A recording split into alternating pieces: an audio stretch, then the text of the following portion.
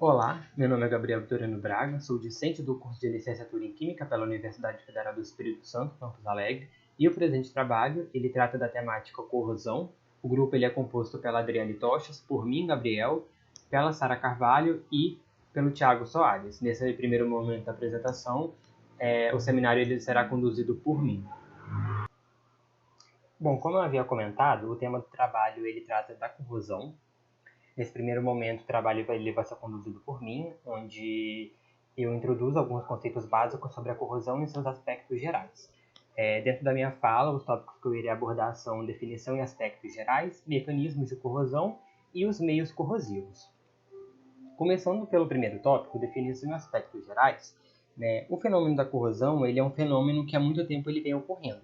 Por quê? Porque desde a pré-história, né, quando o homem ele aprendeu a trabalhar, né, com os materiais metálicos, por exemplo, ele vem lutando, né, com um grande problema que é justamente a corrosão.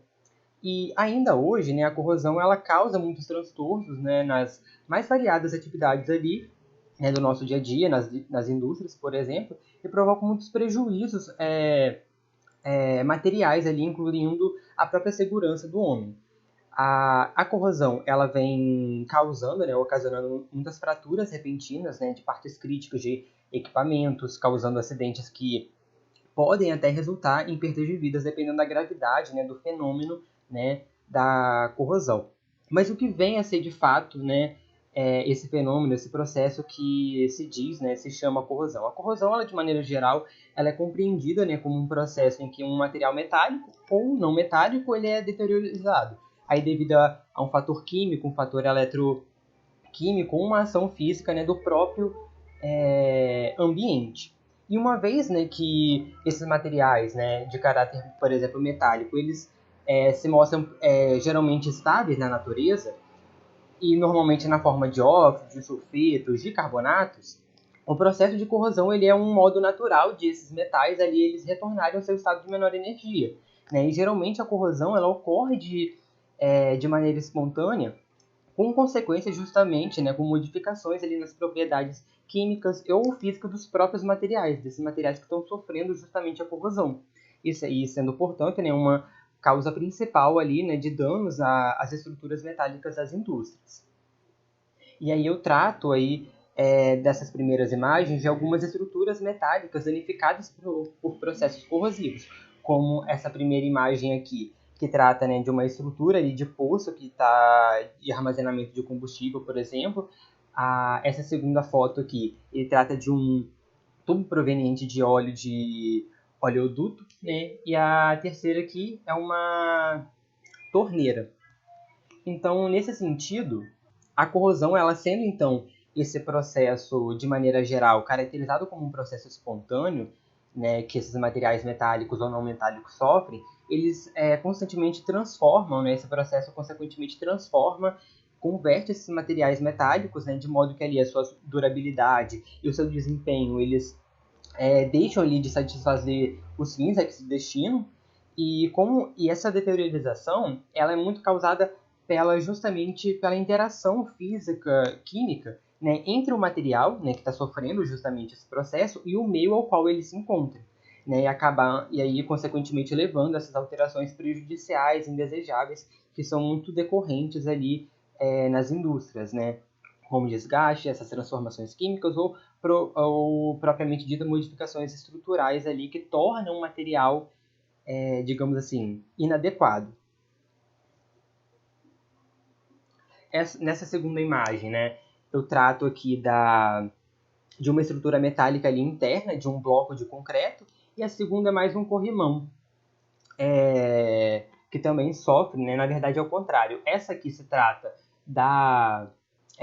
de um corrimão que está sofrendo corrosão, e esse aqui é de uma estrutura justamente metálica ali interna de um bloco de concreto. Com o crescimento, né, avançado ali muito, né, das tecnologias, né, no mundo todo, né, em todos os países, a demanda, portanto, né, de materiais resistentes a esse processo, ele é muito significativo, né? Por quê? Porque muitos estudos eles vêm mostrando que mundialmente, né, os custos anuais vinculados aos dados de corrosão, eles se encontram em torno de 4% do PIB, né, o produto interno bruto de cada país, digamos assim, industrializado. E nesse sentido, né, as práticas de gerenciamento e de controle da corrosão, elas podem reduzir cerca de 20% ali dos custos relacionados aos aspectos, com aspectos diretos ali na manutenção, né, de processo de proteção ou substituição justamente, né, dessas peças, desses equipamentos que estão sofrendo esse processo, né, esse fenômeno.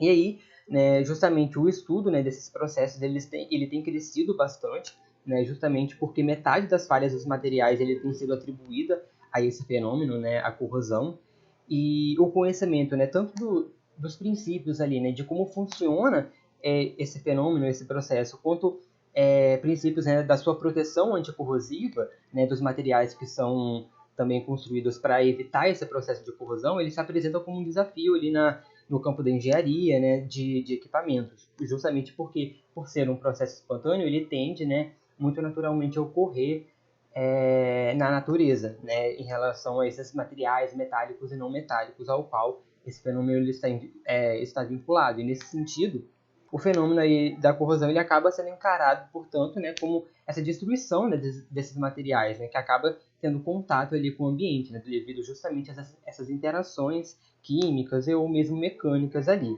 Então, acaba portanto, né, tornando os custos, né, de reparação muito altos, né? Então, medidas estão sendo feitas, né, desenvolvendo técnicas, né, de trabalhar, né, com a redução desse fenômeno, né, com materiais que tenham essa resistência maior a, a esse processo. Dessa forma, né, o fenômeno ali de corrosão, ele pode ocorrer, né, por ser caracterizado por uma ação física, eletroquímica ou mesmo química ali, né, relacionada a esses materiais metálicos e não metálicos. Existem dois tipos de mecanismo que são conhecidos e que se conhecem os princípios, né, desse fenômeno, que é o mecanismo de corrosão química e o mecanismo de corrosão eletroquímica. No caso ali da corrosão, do mecanismo de corrosão química que eu irei tratar agora, né, ele acontece ali quando ocorre, de fato, um ataque, né, de um agente químico ali diretamente sobre o material. E nesse mecanismo não se tem a transferência de cargas ou elétrons, né, como é o caso da corrosão eletroquímica, porque não há formação, portanto, né, de uma corrente elétrica ali ocorrendo o ataque de um agente químico ali, portanto, né, diretamente sobre o material. Só que nesse caso, né, é um processo que consiste justamente numa reação química entre o material corrosivo e justamente, né, o material sobre o material exposto a ele. E acaba resultando, né, como vocês podem ver nesse exemplo aqui, um produto, né, de corrosão sobre a superfície do material. Esse mecanismo de corrosão, ele normalmente ele ocorre, né, em temperaturas mais altas, né, como em fornos, caldeiras e unidades de processo.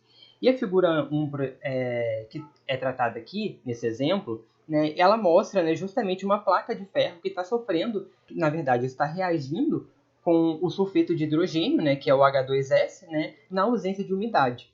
E nessa etapa inicial, geralmente vai ocorrer a adsorção desse gás hidrogênio na superfície, né, metálica do ferro, e em seguida, né, ocorre justamente o ataque desse gás ali sobre o material, né, e aí acaba formando uma película ali de sulfeto de ferro, né, sobre o material, que é característico também desse fenômeno de corrosão química.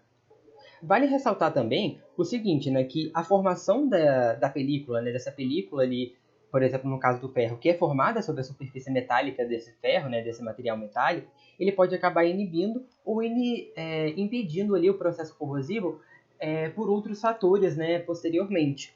Justamente porque essa película acaba dificultando, né, por exemplo, o contato ali do ar atmosférico, né, por exemplo, do oxigênio, em oxidar ali o ferro 2+, na verdade, o ferro metálico, em ferro 2+, em ferro 3+, né, que também é uma possibilidade, né, para iniciar o processo de corrosão que a gente chama, né, de ferrugem, que eu irei explicar posteriormente. Então, essa formação dessa película sobre o mecanismo de corrosão química, né, por formar essa película, proveniente dessa reação química, acaba impedindo, né, inibindo ali futuros, né, processos de corrosão sobre aquele material, como é o caso do ferro. Mas existem outros materiais que vão também estar sujeitos a esse processo de corrosão química, que é o caso do cádmio, do cobre, do zinco e da prata também, conforme as reações estão descritas nesse slide.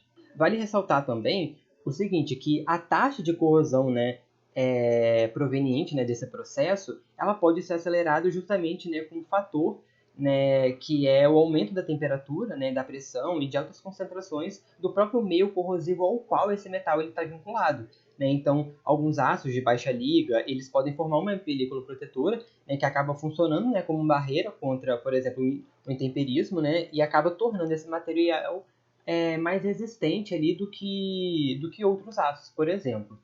Já agora, em se tratando da corrosão eletroquímica, né, essa corrosão eletroquímica, né, como eu já comentei um pouco mais atrás, né, da apresentação, ela consiste justamente em um processo espontâneo, né, que ele está passível de ocorrer, mas em que o metal ou uma liga, na verdade, ela está em contato com o eletrólito. Esse eletrólito, né, por meio desse contato, né, vão ocorrer as chamadas reações anódicas e reações catódicas. As reações anódicas, elas são conhecidas, né, como reações de oxidação, em que o material ele está sujeito a sofrer oxidação por meio de um agente ali oxidante. E as reações catódicas são reações características de redução, onde é uma reação, né, uma região catódica, uma reação de redução que tende, né, aquela porção ali do material, o próprio material em si, ganhar elétrons para si, enquanto uma outra região do material que está sofrendo corrosão estará sofrendo oxidação ali por meio do mecanismo de corrosão eletroquímica, né? Onde essa porção ali que está sofrendo oxidação, ele está perdendo elétrons ali para o meio, né? E vai ali por meio do estabelecimento ali de uma corrente elétrica, tem-se, né, a caracterização do fenômeno de corrosão eletroquímica. No caso ali da corrosão, né, que tem como resultado final essa deteriorização do material metálico ou não metálico, né, os eletrólitos eles podem ser água do mar, o próprio ar atmosférico, né, que vai apresentar um certo teor de umidade, e o solo também, que são meios corrosivos que eu irei abordar mais à frente a apresentação. No caso dos processos então de corrosão, são reações anódicas e catódicas, que são reações características, né, de oxirredução, né, em que vai ocorrer em uma determinada porção ali do material a perda de elétrons de uma espécie, que é, no caso, uma porção ali do material onde tem a reação anódica, né, de oxidação, onde tem essa perda de elétrons, enquanto que a reação catódica, que vai ocorrer numa porção específica, ali, numa região específica ali do material, vai ser uma região que vai estar ganhando elétrons ali, né, onde tem, então, esse acúmulo de carga elétrica, e vão existir alguns meios que vão possibilitar, né, que vão contribuir para esse processo de corrosão eletroquímica, né, de reação de oxirredução. No caso é o seguinte, conforme a imagem está aqui a seguir, na reação catódica existe uma reação genérica, onde eu tenho um metal que vai sofrer o processo de oxidação, onde ele está perdendo elétrons ali para o meio, enquanto que vão existir reações catódicas possíveis dependendo do meio ao qual aquele material também está vinculado. Então, por exemplo, em um meio aerado, que é um local onde tem a presença de O2, por exemplo, é uma reação catódica que pode ocorrer em meio neutro também, ou básico, onde eu tenho a presença de oxigênio, a reação entre o oxigênio e a água, né, que é um fenômeno característico de redução, né, porque os elétrons eles estão antes da reação. E, no caso também, em meio ácido, onde eu tenho, né, a reação ali dos íons H+, com O2, né, na presença de elétrons, né, provenientes ali da reação anódica, formando água. E também tem a possibilidade, né, da reação catódica ocorrer em meio não aerado, né, também em meio neutro ou básico, onde eu tenho apenas, né, a presença de água ali no meio reacional, proveniente desse tipo de reação catódica. E em meio ácido eu também tenho só a presença de H+, sem oxigênio, como é o caso aqui do meio aerado. E aí, nesse sentido, o que acontece? Eu trago um exemplo também relacionado ao ferro, que é um exemplo onde a corrosão eletroquímica, né, pode ocorrer sobre esse material. No caso, a intensidade do processo de corrosão ela é muito avaliada pelo número de cargas de íons, né, que se vão descarregar no cátodo, ou então pelo número ali de elétrons que vão migrar do ânodo para o cátodo, ou seja, do ânodo, que é aquela região que está sofrendo oxidação, para o cátodo, que é a região que está recebendo, né, esses elétrons que foram liberados ali no meio, conforme essas reações a seguir. Então, por exemplo, no caso da oxidação do ferro, eu tenho aqui uma região, eu vou ter, na verdade, uma região anódica, onde esse ferro metálico ele sofre oxidação, então ele se converte, né? Parte desse metal se converte em uns 2+, que é liberado ali no meio, né? Por exemplo, na superfície ali do material, e também na presença ali de H+, que é em meio ácido. No caso, em meio básico ou em meio neutro não areado, tem a reação de oxidação e também a reação de redução, né, também na presença de meio básico e ali na presença também de água. E no caso do meio básico ou neutro areado, tem ali a reação característica também de oxidação, né, que é a região catódica do íon do material metálico, na verdade, e ali na presença de O2, como eu também expliquei, que é uma das possibilidades de ocorrer a reação catódica para a corrosão eletroquímica. Conhecendo, então, os meios ali agressivos e as características responsáveis por essa deteriorização dos materiais, pode ser desenvolvido justamente métodos eficazes que vão combater esse fenômeno. No caso, o método a ser escolhido ele depende muito, sabe do quê? Da natureza ali do material a ser protegido e do próprio eletrólito, ou seja, do meio corrosivo ao qual esse material está vinculado. Só que alguns fatores ele também são importantes ao se desenvolver esses determinados métodos, que é a questão do custo e do tempo, né, para o emprego, né, desse método que está sendo desenvolvido. E atualmente, por exemplo, muitas técnicas anticorrosivas elas têm sido utilizadas, como é o caso dos revestimentos, da proteção catódica e anódica e do uso de inibidores de corrosão, que são técnicas que também vão ser abordadas ao longo da apresentação, a fim, né, de se compreender, né, de se delimitar alguns meios, né, de se proteger, né, de proteger os materiais justamente desse processo que é chamado de corrosão.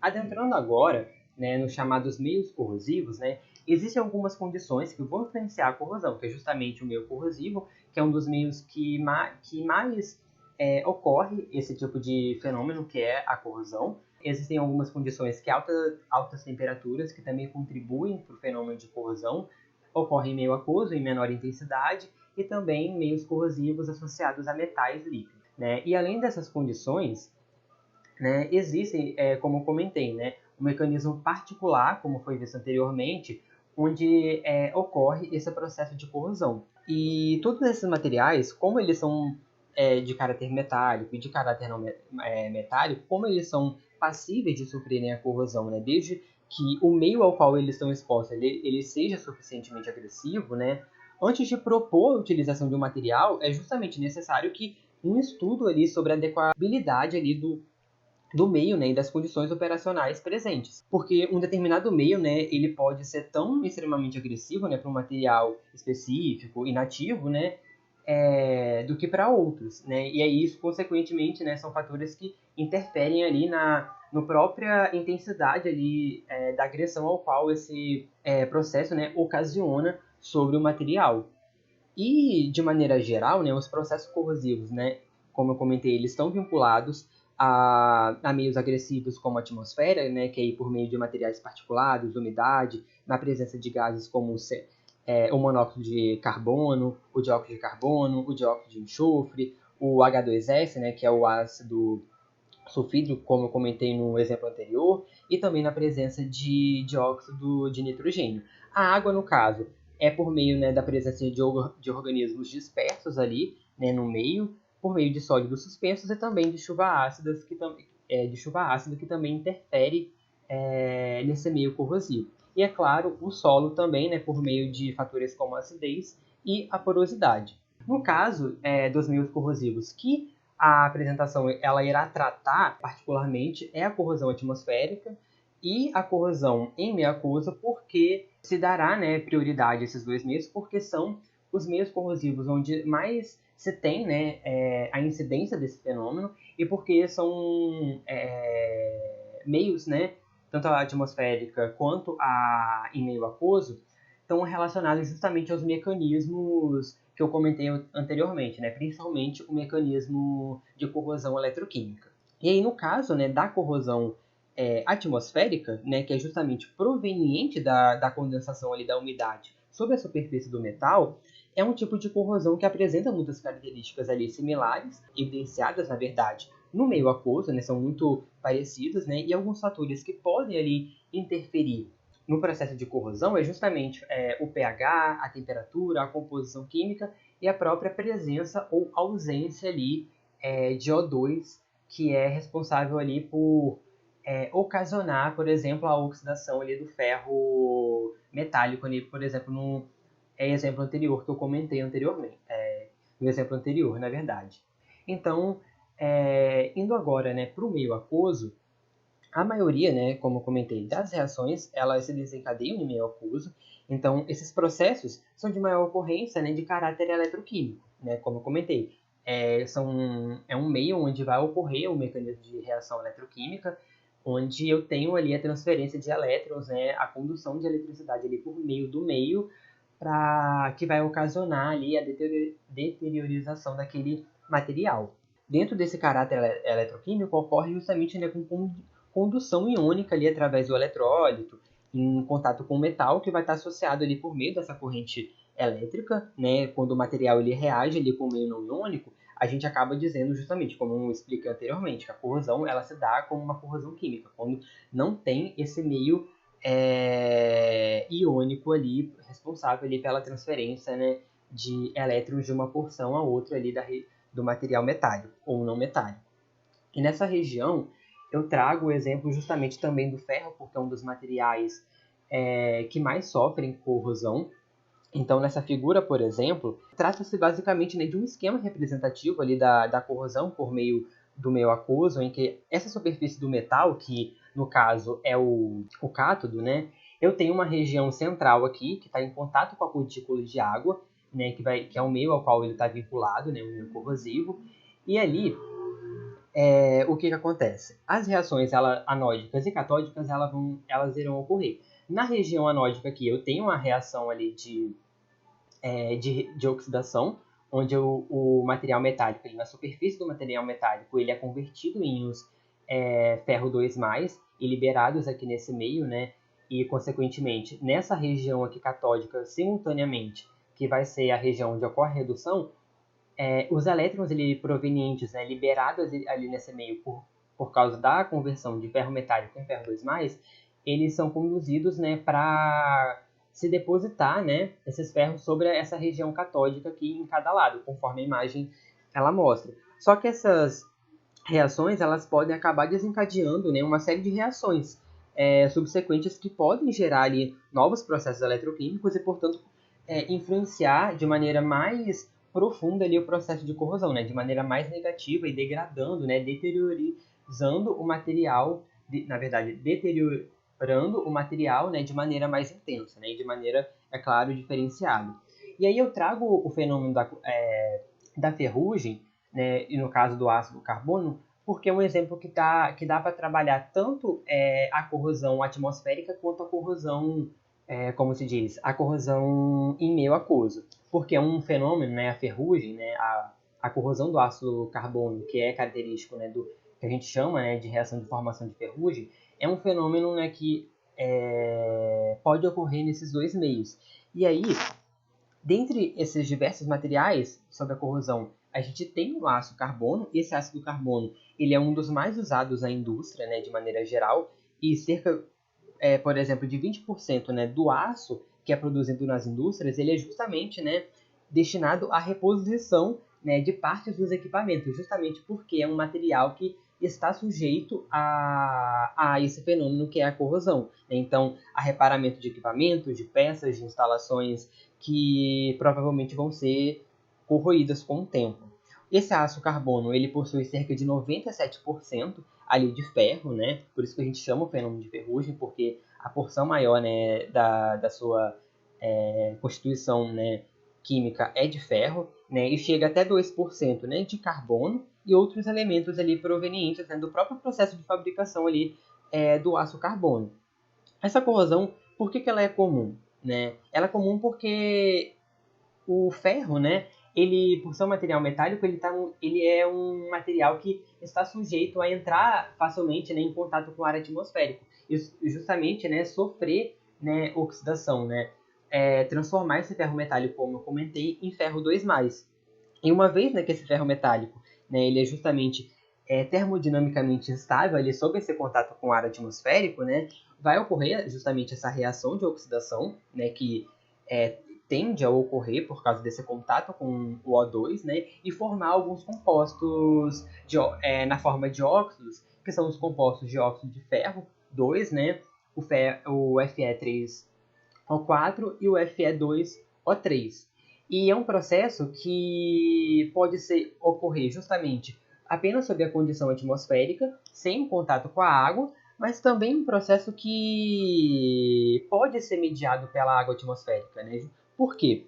Porque quando esse oxigênio está na presença de água gasosa, né, justamente proveniente, né, dessa água da umidade do ar, esse ácido carbono, né, ele acaba formando uma certa camada, né, porosa ali de produtos de corrosão, que são justamente, né, esses óxidos principais que são formados, né, durante a corrosão atmosférica, por exemplo. E nesse sentido, né, justamente essa camada porosa é o que a gente chama, né, de ferrugem. Só que a ferrugem, ela é característica da seguinte maneira: ela é um oxi-hidróxido, né, que é esse composto aqui principal que é formado durante o processo de corrosão, tanto atmosférica quanto sob em meio aquoso. Só que essa ferrugem, ela muda, né, de acordo com as próprias condições climáticas e com o teor de poluentes atmosféricos, como sob a presença de dióxido de enxofre e dióxido também de nitrogênio. E, no caso, por que essa reação ela requer a presença de água? Né? Justamente, né, para caracterizar essa reação, né, em meio aerado entre o oxigênio e a água, né, para que, por meio dessa reação de redução, né, simultânea à reação de oxidação do ferro 3, possa se formar, né, reagir os produtos de ambas essas reações iniciais para formar o óxido de hidróxido de ferro, né, que é o que a gente chama de ferrugem e também formando mais água na forma líquida. Né? E justamente, né, por causa dessa presença da água, daí a importância, né, da umidade relativa do ar.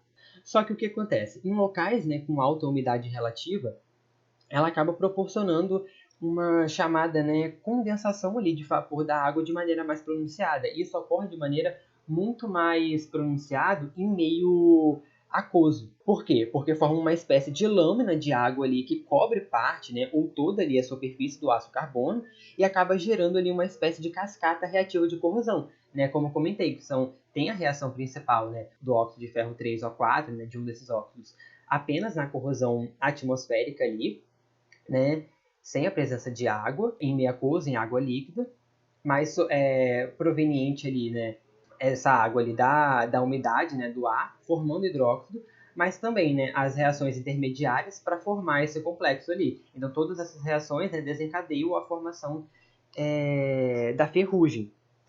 E aí, o que vai acontecer? Para que essas reações, no caso da ferrugem, ela também ocorra de maneira espontânea, a transferência ali de elétrons, né, ela tem que ocorrer da região anódica para a região catódica. E aí, no caso, se dá justamente dessa região catódica, aqui, onde eu tenho a formação desses óxidos principais aqui, justamente por causa do contato entre o ferro e o oxigênio, né? E aí liberando esses íons ferro 2+, e aí os elétrons formados provenientes dessa região anódica são transferidos ali, né, para a região catódica, justamente, né, para formar essa ferrugem, né, justamente proveniente desse contato com o ar e da água, da umidade, né, proveniente da umidade relativa do ar. Eu sou o Thiago e eu vou falar sobre a corrosão na indústria do petróleo e mais à frente eu vou falar sobre alguns métodos de inibição de corrosão. Bom, nesse tópico eu vou abordar sobre os desafios da indústria petrolífera e sobre os fatores que aumentam a corrosão nesses casos. Existem, né, diversos equipamentos que são usados nas etapas de produção de óleo e de gás natural, né, na indústria do petróleo. E esses equipamentos vão desde lá a extração, como as operações de refino até o transporte e a estocagem também. Então, esses equipamentos eles sofrem bastante com corrosão. E a indústria do petróleo, né, ela tem uma variedade enorme de ambientes corrosivos, e alguns desses ambientes corrosivos, inclusive, são específicos, né, para essa indústria. E daí, como existe uma necessidade grande, né, de exploração e produção de petróleo, porque é uma fonte de energia extremamente utilizada, né, apesar de que existem muitas fontes de energias renováveis, o petróleo e o gás natural é um dos mais utilizados, então existe uma necessidade enorme de exploração do petróleo. E aí, durante esse processo, existem estudos que tentam minimizar a corrosão dos equipamentos de extração e diminuir os custos, né? Porque um equipamento que sempre vai ser danificado por corrosão, ele vai precisar de reparo e vai aumentar os custos. E na indústria petrolífera,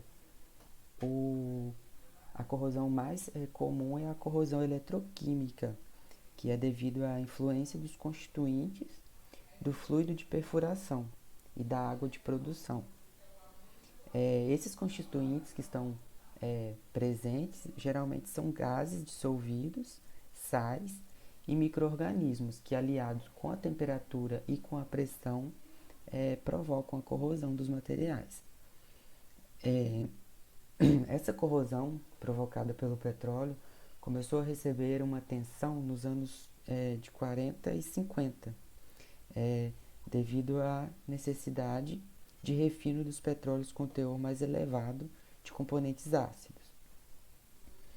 Na produção de petróleo, o que causa, né, o aumento da acidez e, consequentemente, causa a corrosão é a presença dos gases sulfeto de hidrogênio e do gás carbônico.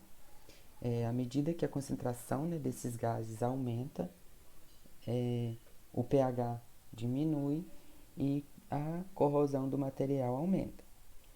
E os fatores que afetam a corrosão por causa da presença desses gases são a composição das fases, né, presente no sistema, pode ser a composição química da água produzida, a temperatura, a vazão ou ainda as condições da composição das hastes que estruturam o poço de extração do petróleo. A preocupação com a corrosão por ácido sulfúrico tem aumentado na indústria do petróleo e de gás por causa de uma recente política de transformação do sulfeto de hidrogênio e os demais óxidos de enxofre em ácido sulfúrico concentrado. E esse ácido sulfúrico concentrado aumenta a corrosão dos materiais, né? Segundo a Agência Internacional de Energia, os combustíveis fósseis representam aproximadamente 60% da demanda global de energia. E atualmente o desafio para todo mundo, né, é atender essas necessidades sem prejudicar, né, o clima e a estabilidade do clima global, porque a extração de petróleo e gás natural pode afetar, né, pode afetar o meio ambiente, e existe esse desafio para que isso não aconteça.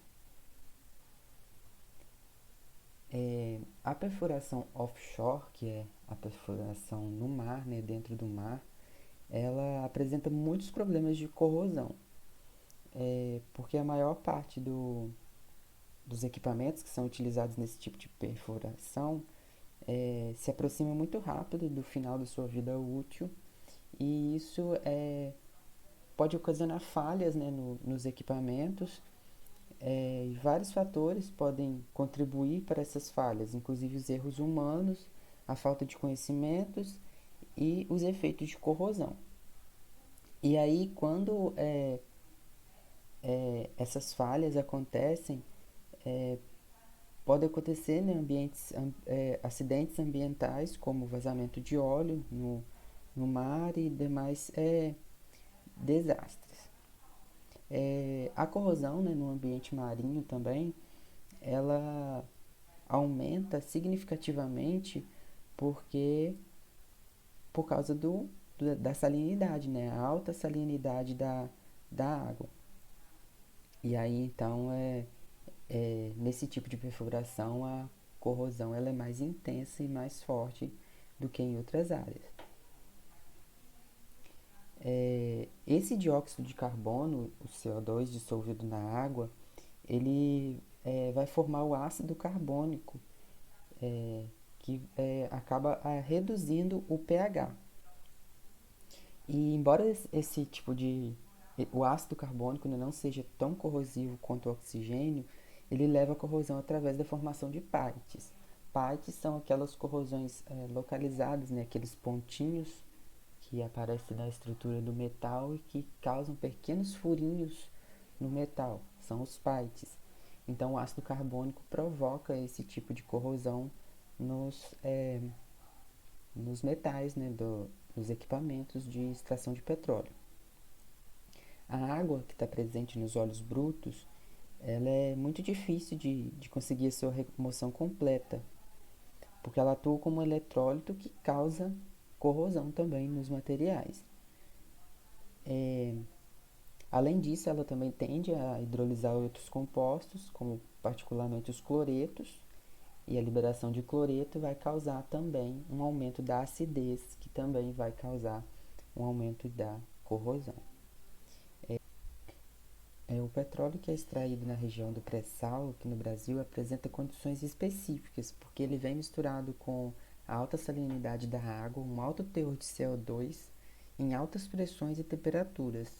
E esse CO2 na água provoca, né, a formação de ácido carbônico, que é altamente corrosivo.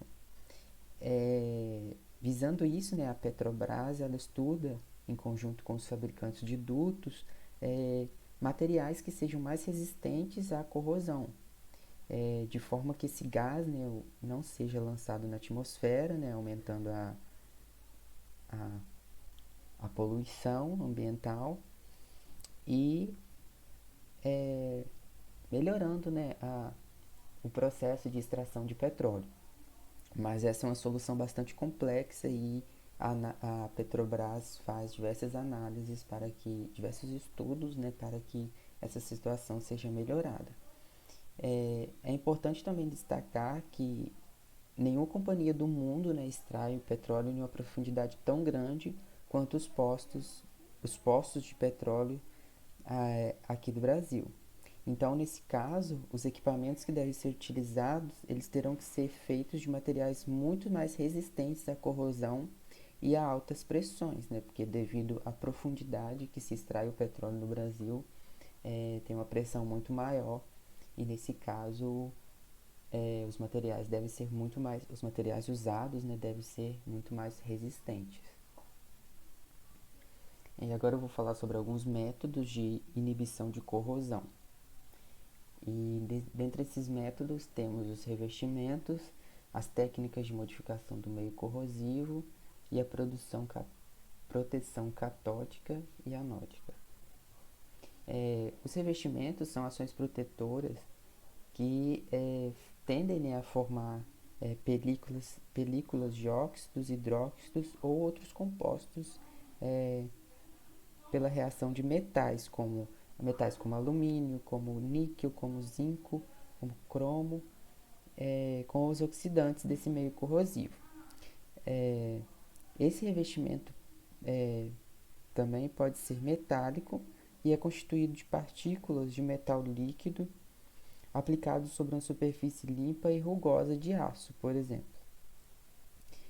Existem também os revestimentos não metálicos, inorgânicos, né, constituídos de compostos inorgânicos que são depositados diretamente na superfície metálica ou ainda são formados sobre essa superfície. Nesse caso, os mais comuns são, na proteção, né, contra corrosão, são esmaltes vitrosos, vidros, porcelanas, cimentos, óxidos, carbetos, nitretos, boretos e silicetos.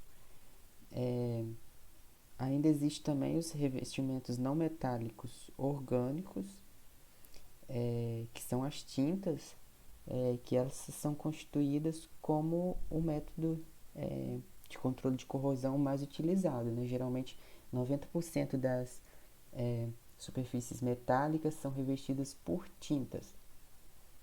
E essa tinta tem uma composição líquida, né, que depois de aplicada na superfície passa por um processo de secagem e cura e se transforma num sólido fino e aderente impermeável.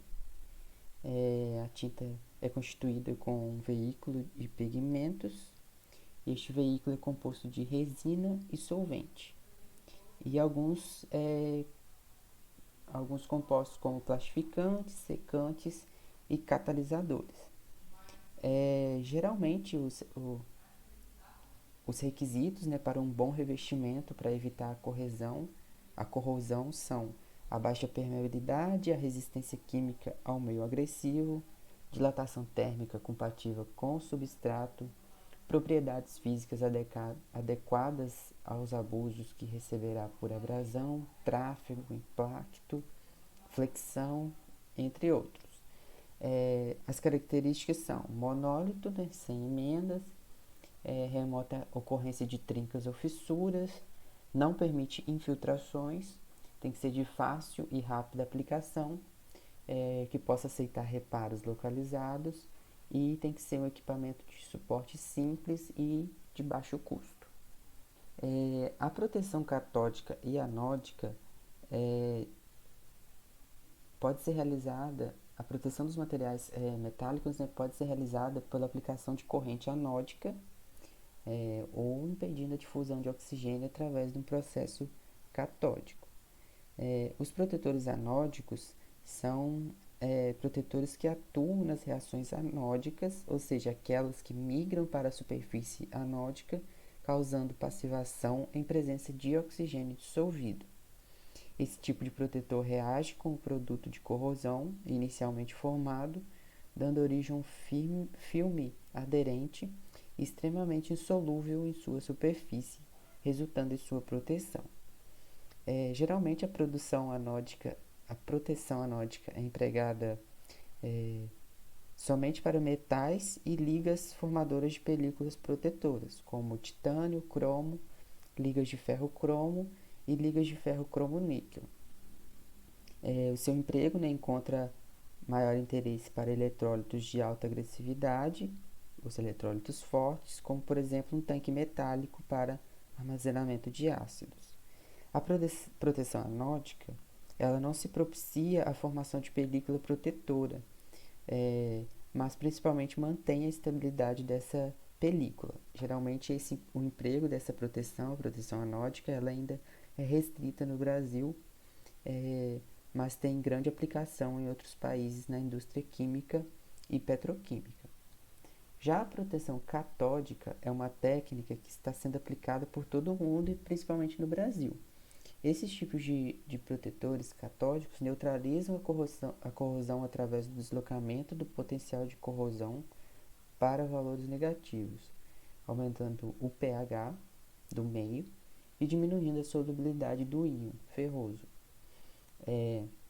Geralmente a produção catódica é empregada para estruturas enterradas ou estruturas submersas.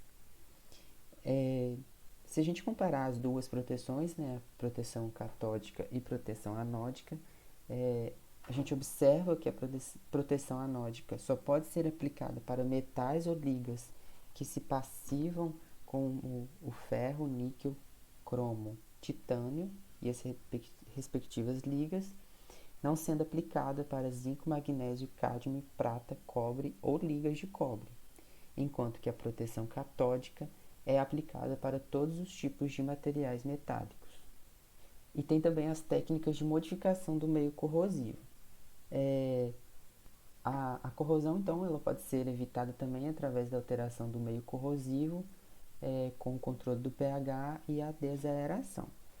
O controle do pH visa favorecer a passivação dos metais, o que ocorre com o pH ligeiramente básico.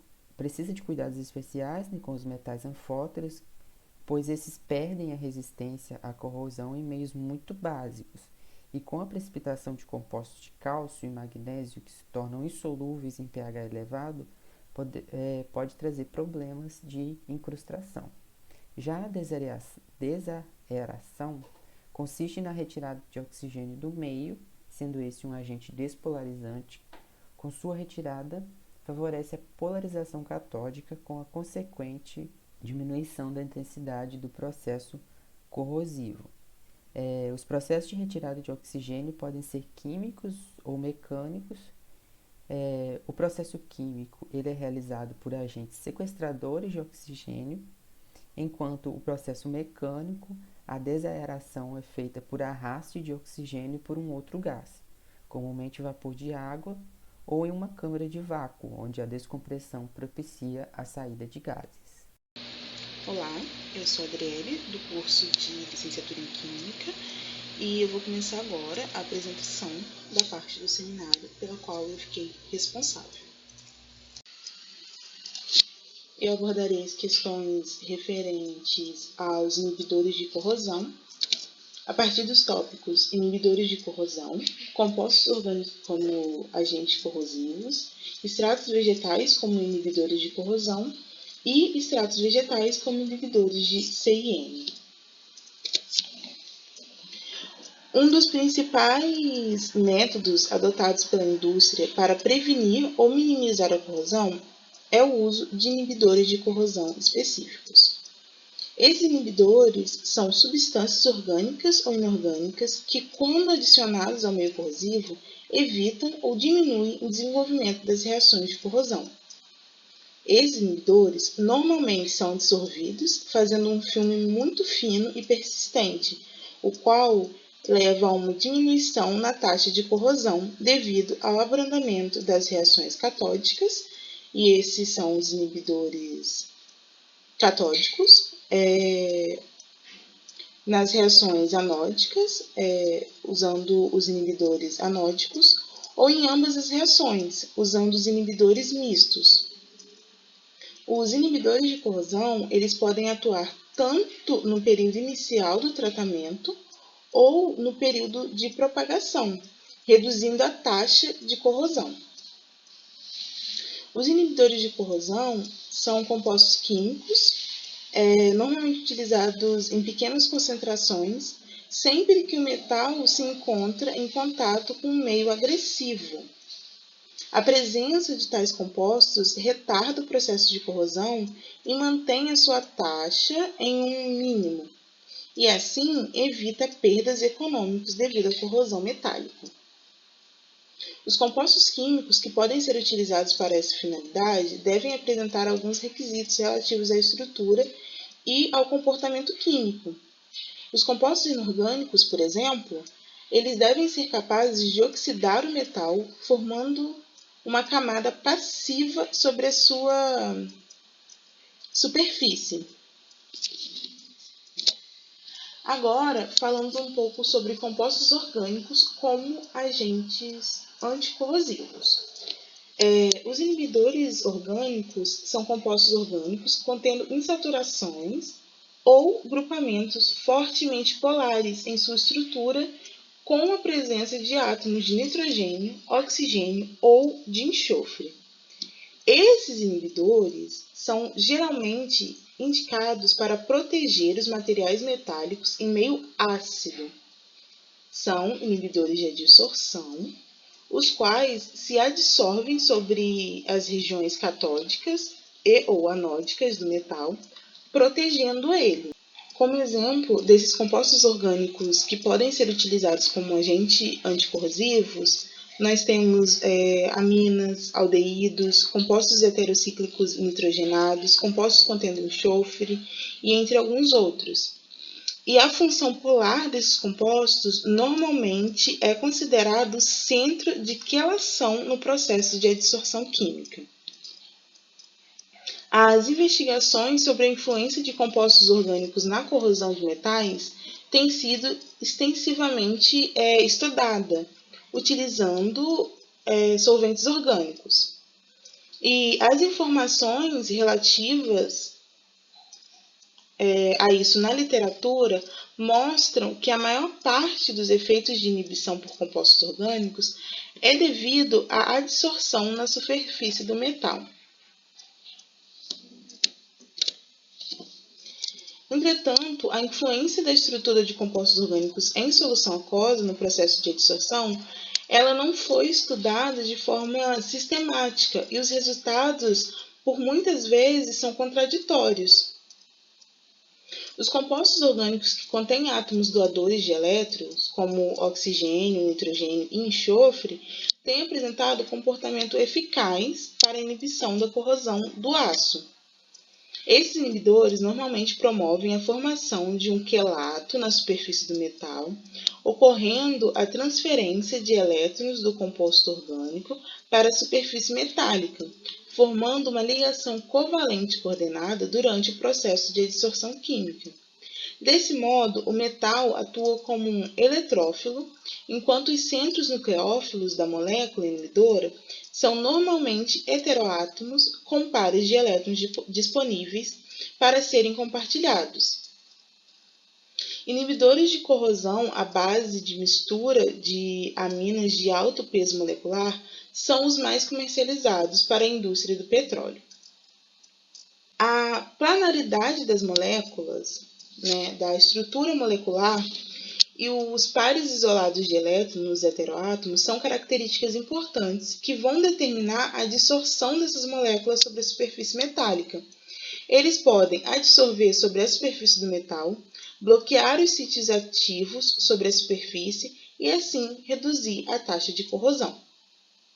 O aumento da adsorção na superfície metálica tem sido relacionado com o aumento da massa molecular e do momento de polo dos compostos orgânicos.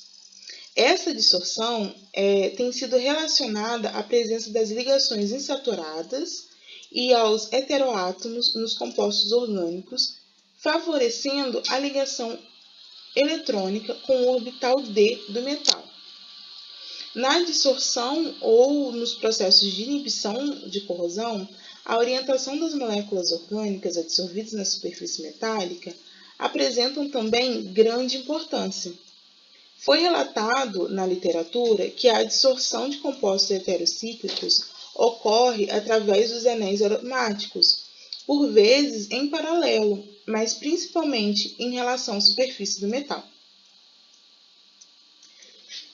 Schlecher e colaboradores relataram recentemente que a anilina tem efeito inibidor eficaz para o aço mole em ambos ácidos, HCl e H2SO4, mas ligeiramente melhor em HCl, que está relacionado com a adsorção sinérgica das moléculas do inibidor através do ânion cloreto na superfície metálica. A eficiência de inibição aumentou com a concentração do inibidor acima de 0,2 grama por ml.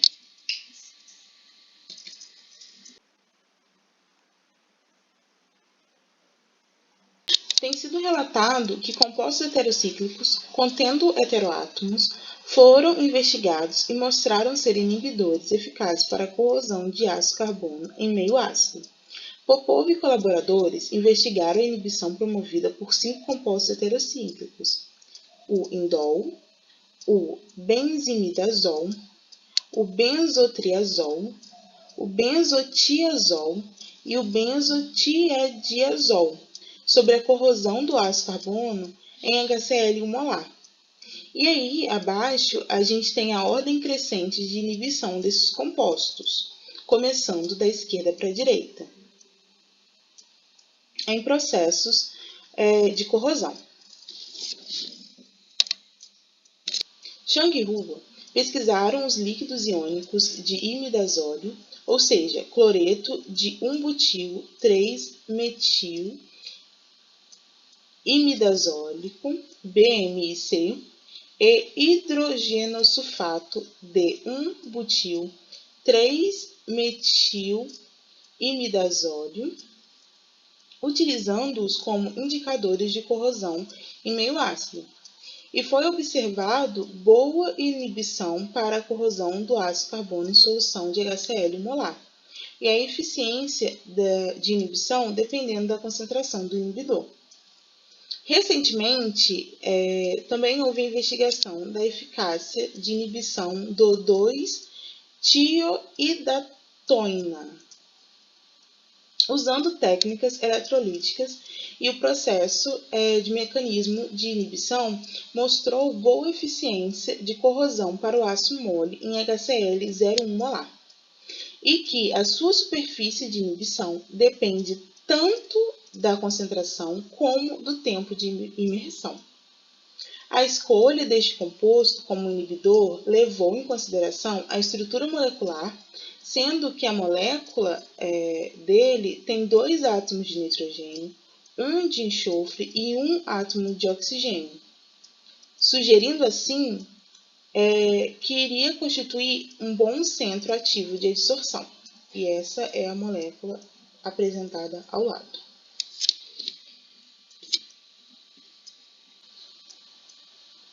Goulart e colaboradores avaliaram a capacidade de inibição de 4 tiosemicarboazonas em relação à corrosão do ácido carbono em 1 mol por litro de HCl por modelagem molecular, polarização potenciodinâmica e espectroscopia de impedância eletrolítica em diferentes concentrações. As curvas de polarização mostraram que todos os compostos avaliados agiram como inibidores mistos, aumentando a resistência de transferência de carga do processo de corrosão e aumentando a eficiência de inibição. A adsorção dos inibidores avaliados segue uma isoterma de Langmuir. Os resultados teóricos correlacionaram com os dados experimentais obtidos por técnicas eletrolíticas e mostraram que as tiosemicarboazonas são melhores inibidores de corrosão do que as semicarboazonas apresentadas ao lado. Todos os 4 compostos utilizados no estudo e também a estrutura de algumas semicarboazonas para comparação. Moore e colaboradores também avaliaram derivados da classe das tiosemicarboazonas solubilizadas em um sistema de microemulsão de óleo-água. A eficácia das tiosemicarboazonas no sistema microemulsionado no processo de inibição à corrosão do ácido carbono foi avaliada em meio salino, soro fisiológico 0,5%, utilizando o método galvanostático. As tiosemicarboazonas testadas mostraram efeitos inibitórios elevados na faixa de 83% a 86% de inibição à corrosão. Agora, falando um pouquinho sobre os extratos vegetais como inibidores de corrosão. Como nós já conversamos, a utilização de inibidores de corrosão representa o método mais utilizado no combate à corrosão. Esses compostos, eles diminuem ou evitam a corrosão do metal com o meio circundante, diminuindo a taxa de corrosão, principalmente por adsorção de íons e moléculas na superfície, diminuição ou aumento da reação anódica e ou catalítica, diminuição da taxa de difusão dos reagentes até a superfície do metal e diminuição da resistência elétrica na superfície metálica. Geralmente, o efeito protetor desejado ocorre com fácil aplicação do inibidor em pequenas quantidades. No entanto, a maioria dos inibidores comerciais possui deposição moderada e detém elevada toxicidade. Dessa forma, esforços vêm sendo empregados com o objetivo de adquirir inibidores mais eficientes e ecologicamente viáveis. Nesse contexto, fatores relacionados à segurança humana e ambiental, custo-benefício e eficácia de inibição também são parâmetros que devem ser avaliados. Os inibidores de corrosão à base de vegetais surgem como alternativas promissoras por serem de fontes renováveis, biodegradáveis, de fácil aquisição, baixo custo e especialmente por não conterem metais pesados. Pesquisas científicas têm mostrado a eficácia de extratos vegetais como inibidores de corrosão em diferentes metais e suas ligas expostas a diversos meios corrosivos. Na sua grande maioria, os extratos vegetais consistem em misturas orgânicas complexas, ricas em uma composição química favorável para a inibição à corrosão. Hallenbeck e colaboradores demonstraram o efeito anticorrosivo do óleo extraído da lavanda inglesa em material de liga de alumínio exposto a uma solução de NaCl a 3%. E o resultado obtido foi que, mesmo quando avaliado em altas temperaturas, todas as concentrações do óleo, e eles utilizaram de 1 a 20 ppm, apresentaram elevadas eficiências de inibição à corrosão. Os extratos extraídos da folha e da semente da planta do algodão também foram eficazes na inibição de corrosão em alumínio em condição alcalina, utilizando uma solução de NaOH 2 molar. A eficiência da planta do algodão foi atribuída à presença de taninos, de aminoácidos e de compostos fenólicos também. O extrato de Pogamia pinnata apresentou eficiência de inibição à corrosão em aço em meio ácido, HCl 1 molar. O efeito inibitório desse extrato foi atribuído à formação de um filme protetor adsorvido eficientemente na superfície metálica. Torres e colaboradores estudaram a inibição à corrosão dos extratos aquosos obtidos do grão de café, utilizando técnicas eletroquímicas e gravimétricas no monitoramento do processo corrosivo em aço carbono, em solução de HCl 1 molar. A eficiência de inibição desse extrato variou proporcionalmente ao aumento das suas concentrações, bem como com o aumento da temperatura.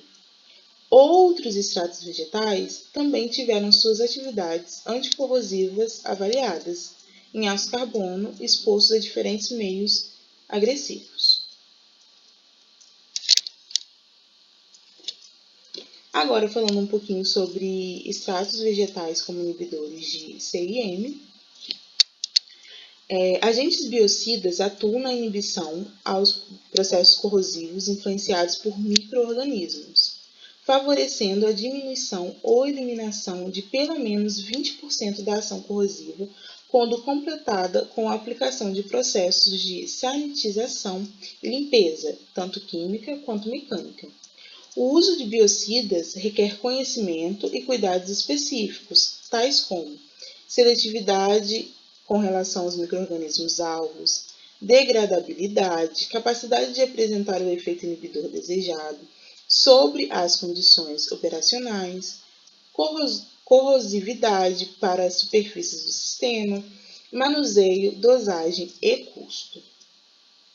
De acordo com seu caráter químico, os biocidas podem ser classificados em dois grandes grupos: oxidante, por exemplo, ozônio, peróxido de hidrogênio, compostos de cloro, e não oxidantes, compostos sulfurados, estanho, isotiazolinas, sais de cobre, aldeídos, sais quaternários de amônio.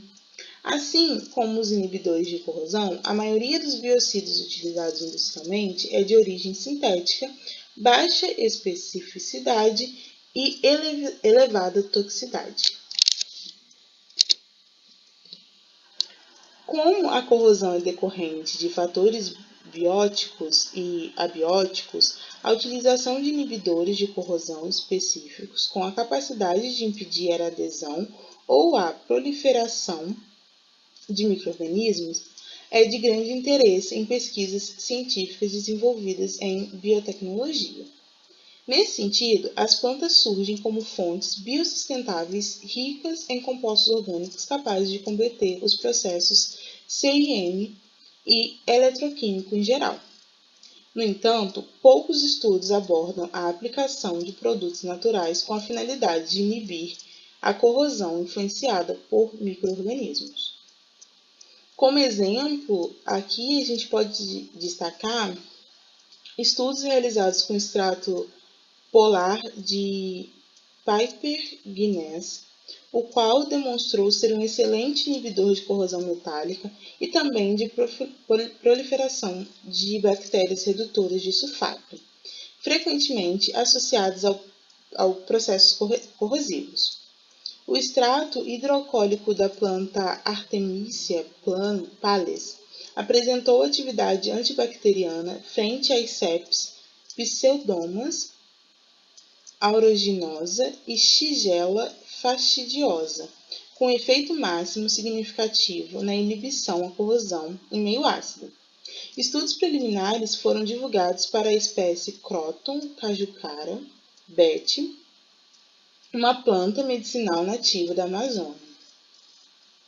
O extrato hidroalcoólico das cascas do caule dessa planta mostraram ser uma fonte rica em diterpenos do tipo clerodano, tendo sido comprovada sua eficácia antibacteriana, bem como ação anticorrosiva relevante, cerca de 94%, em ácido carbono, em meio salino, quando vinculada em uma microemulsão.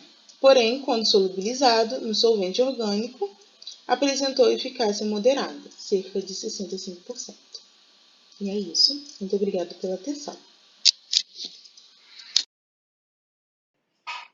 Olá, eu sou a Sara Carvalho e eu vou apresentar para vocês o tópico corrosão e aspectos cinéticos no contexto escolar.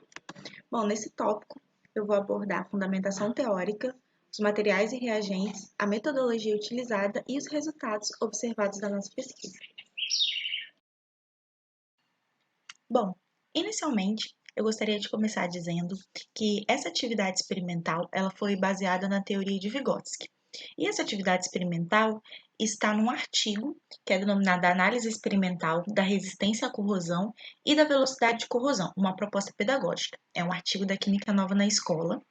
E nessa atividade baseada na teoria de Vygotsky, os alunos eles trabalham em grupos a fim de discutir a prática sob orientação do professor. Isso é importante porque nesse processo a valorização do erro experimental e da reflexão, também da discussão. Porque, de acordo com os parâmetros curriculares nacionais para o ensino médio, o PEC-NEM, o aluno ele deve desenvolver a capacidade de interpretar e analisar dados, argumentar, tirar conclusões, avaliar e também tomar decisões. Por isso, propõe-se o uso de um experimento cujo enfoque é o estudo das reações de oxidação e redução, as reações redox, que intervêm no processo corrosivo, que é o tema principal. Bom, como visto anteriormente, né, e como foi falado pelo Gabriel Braga, a corrosão ela é um processo irreversível que envolve reações redox, que acontecem simultaneamente, né, na interface entre o material metálico e um agente oxidante ou simplesmente oxidante. É importante falar que qualquer reação redox que ocorra em qualquer circunstâncias pode ser separada em uma semi-reação de oxidação, que acontece na região do metal denominada anódica, né, na região anódica, e uma semi-reação de redução na região denominada catódica, né. A corrosão, né, ela sempre se manifesta na região anódica, onde os cátions liberados pelo metal eles poderão reagir com o meio e formar produtos de corrosão solúveis e também insolúveis, né? E a região catódica ela permanece intacta ali, ocorrendo reações de redução das espécies do meio corrosivo, geralmente águas, prótons e oxigênio. A velocidade ou taxa de corrosão, ela representa a velocidade média de desgaste, né, da superfície metálica, né? Isso permite também que a gente estime, né, que a gente tenha um parâmetro sobre a vida útil de algumas estruturas, né, como superfícies, tubulações, equipamentos e algumas instalações industriais, né? Aqui eu trouxe alguns exemplos de figuras, né, em como acontece essa corrosão, né, e a resistência à corrosão de um material metálico em diferentes meios ou dois materiais, né, ele é um parâmetro meramente comparativo mesmo, né. Bom, é importante, né, a gente falar, depois de eu ter retomado um pouco o assunto que o Gabriel já tinha explanado anteriormente, que nessa experiência, né, em específico, serão utilizados alguns termos, né, principalmente PMR e PEM, que corresponde à perda de massa relativa e à perda de espessura média, né, respectivamente. E esses dois parâmetros são equivalentes, onde esse parâmetro de perda de espessura média, né, o PEM, ele se determina a partir do primeiro, do PMR. E quando eles são expressos na unidade de tempo, por exemplo, eles representam a taxa de corrosão. Então, para exemplificar nessas duas maneiras diferentes de utilizar esses dois termos, o primeiro ele vai ser utilizado para avaliar resistência à corrosão, né, o quanto que aquele material é resistente, e o segundo, a perda de espessura média, a velocidade em que essa corrosão ocorre nesse determinado material. Partindo já para o experimento em si, né, temos os materiais e reagentes que foram utilizados nessa experiência, né? Então, essa experiência, primeiro foi utilizada uma liga, né, chamada 7050, que é uma liga constituída principalmente por 89% de alumínio e 6% de zinco, então é uma liga metálica. E essa liga 7050, ela é amplamente utilizada na indústria aeronáutica, mas outras ligas também são utilizadas em mesmas condições experimentais, mas essa em específico foi utilizada nessa atividade, né, nesse experimento. E essa liga 7050, ela foi doada pela empresa brasileira de aeronáutica, a Embraer, né, e os meios corrosivos eles foram selecionados de acordo com alguns critérios para essa liga em específica, né? O primeiro deles é o uso comum e ser bem diferenciado, e a fácil aquisição e o baixo custo.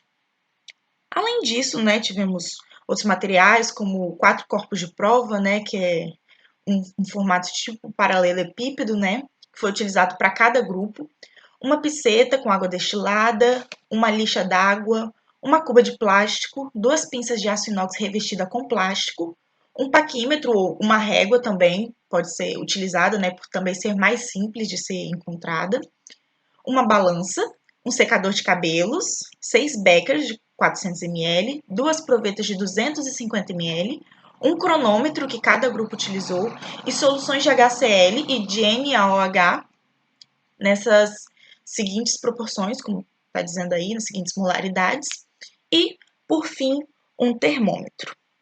Partindo então para a metodologia, né, sugere-se a formação de 6 grupos de trabalho, né? A turma, no início, ela se divide em 6 grupos de trabalho. É muito importante que isso aconteça para que sejam obtidos 6 pontos para a construção dos gráficos necessários para as discussões do resultado. Então, assim, a divisão em 6, né, facilita e favorece essa construção do gráfico. Então, cada grupo ele deve trabalhar com 4 corpos de prova, né, que a gente vai chamar de CDP, como eu falei anteriormente, ali dos materiais e métodos.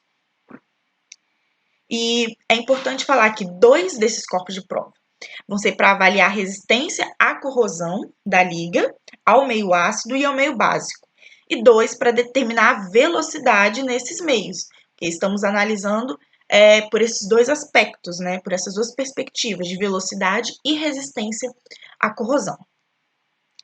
Então, primeiramente, a preparação desses corpos de prova, né, deve ser feito com um auxílio de uma lixa, né, como está descrito aqui, e com o intuito de obter 6 faces fisicamente semelhantes, né, elas têm que ser bem parecidas para ter o melhor resultado, né, possível. E após esse procedimento, né, é necessário lavar esses corpos de prova com água destilada, secar utilizando o secador de cabelo e pesar numa balança, né, de preferência uma balança analítica, né, e logo em seguida preencher tabelas 1 e 2, que eu vou mostrar respectivamente, de resistência à corrosão e de velocidade de corrosão, respectivamente. E essas tabelas estão estruturadas de uma forma que possa organizar o trabalho, né?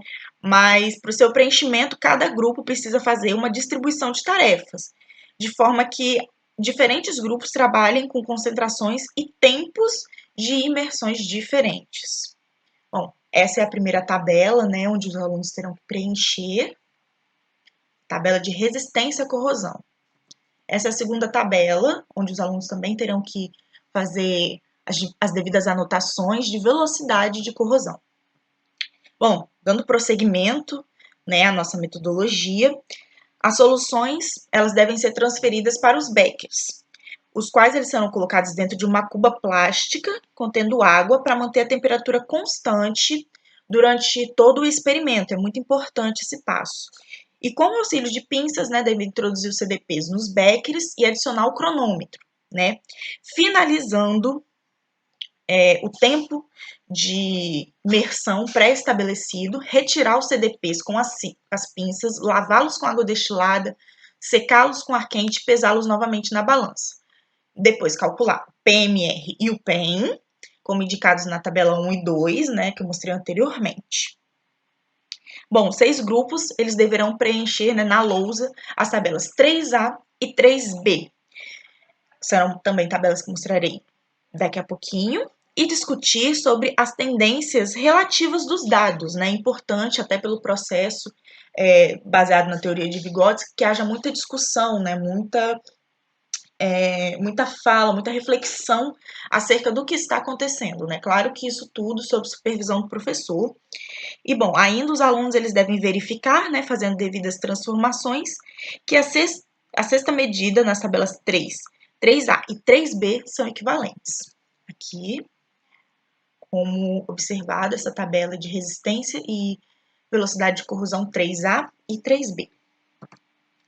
Depois, deve-se construir um gráfico em papel milimetrado de PMR, vezes a concentração de solução, e de PEM, né, versus o tempo de imersão, e depois traçar a melhor curva em cada caso.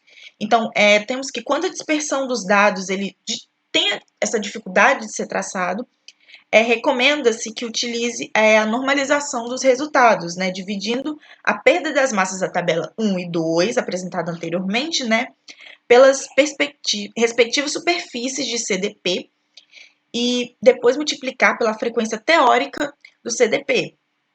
Ao final, né, comparar os resultados de resistência à corrosão nos meios ácido e básico e calcular graficamente a velocidade de corrosão nesses meios, né? Então, mediante as reações químicas, depois de tudo que deve ser feito, os alunos têm que interpretar esse processo corrosivo, né, em meio ácido e meio básico. É o que se esperam desses resultados.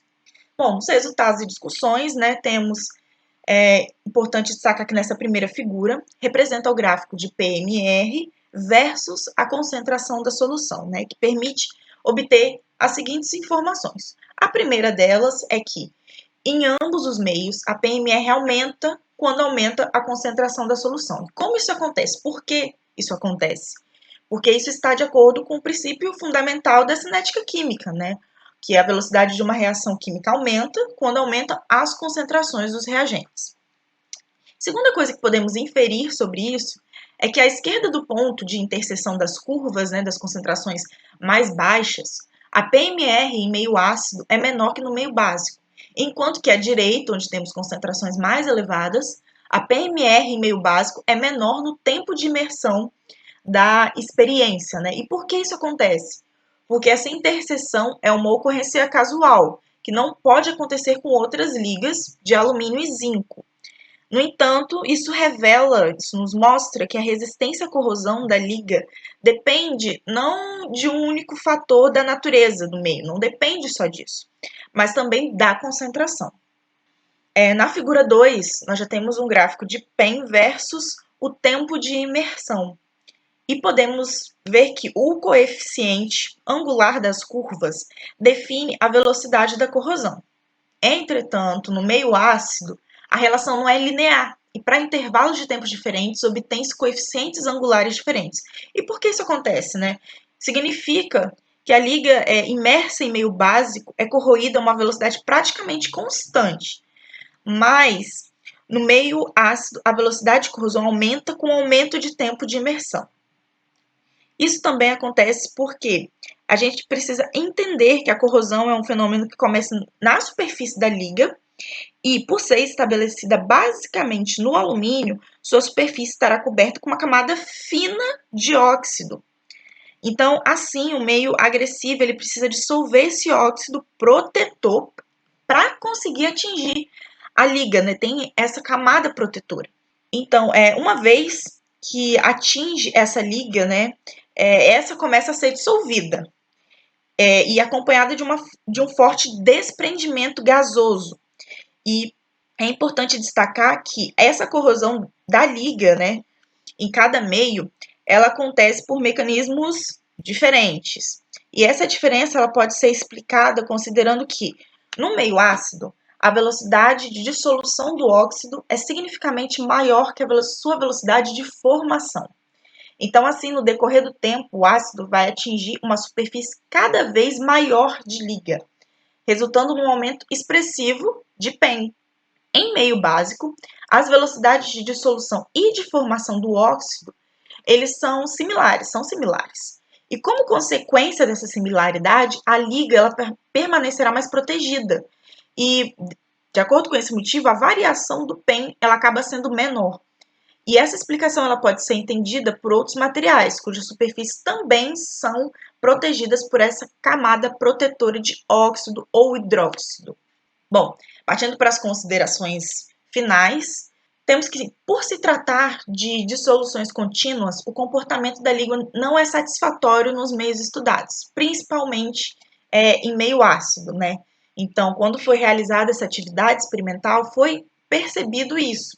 E esse resultado ele abre espaço para que o professor ele discuta com os alunos os mecanismos das reações químicas envolvidas, né, nos diferentes processos de corrosão.